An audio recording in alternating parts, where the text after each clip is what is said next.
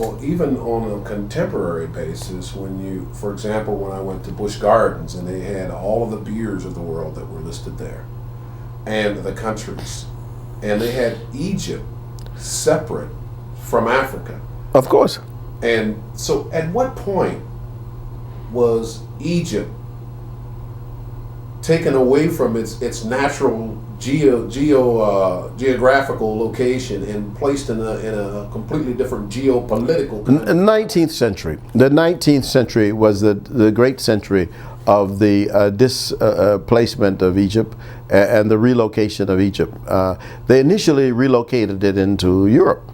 And of course, this was a big problem because, of course, you can't pick a country up out of its geographical place and put it somewhere else. You can write about it as being a European place, but you can't really pick it up. But you had the museums. Even now, there are still museums in America where you go in and you look for African art and you see African art, and Egyptian art is separate, you see. Or if it is not separate from by itself, they will simply put it with Asian art, and they will call it Oriental art or Middle Eastern art. But they don't put it in Africa, in its continental location, you see. And that is, again, that's part of the racism. And it's an insidious racism because, as you say, if you find it at the amusement parks, you find it at the museum, you find it in colleges. I asked a group of 7th graders once in Buffalo, New York, where was Egypt? And they, for the most part, said Europe.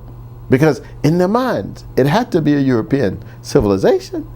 How could it be? I mean, it's almost like the Kenneth Clark experiment with the dolls with black kids. Well, with white kids, the experiment is with the pyramids in Egypt. You know, I mean, where is Egypt? Oh, Europe.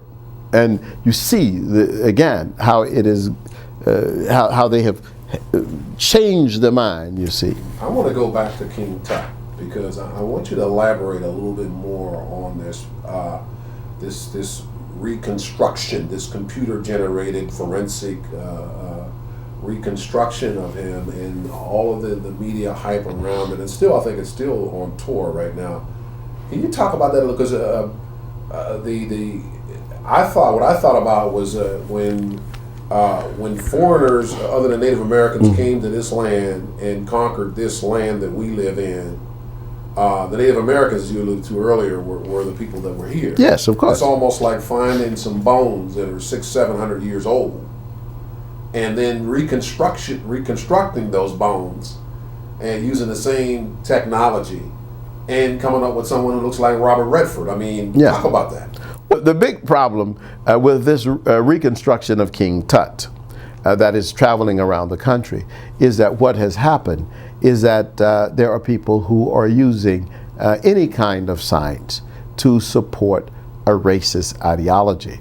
There is no real value in that when we have all the historical records that we know. I mean, King Tut was definitely not German, and he was not French. He was not a European. We know that.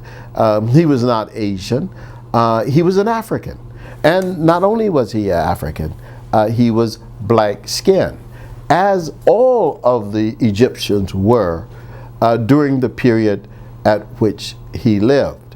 If you take the fact that we already know in Book 2 of Histories by Herodotus that the ancient Egyptians had black skin and woolly hair, the ones that he saw, and he saw them in the 5th century BC, and here we're talking about the 13th or the 14th century BC, we simply know that it was impossible for King Tut to be anything other than black.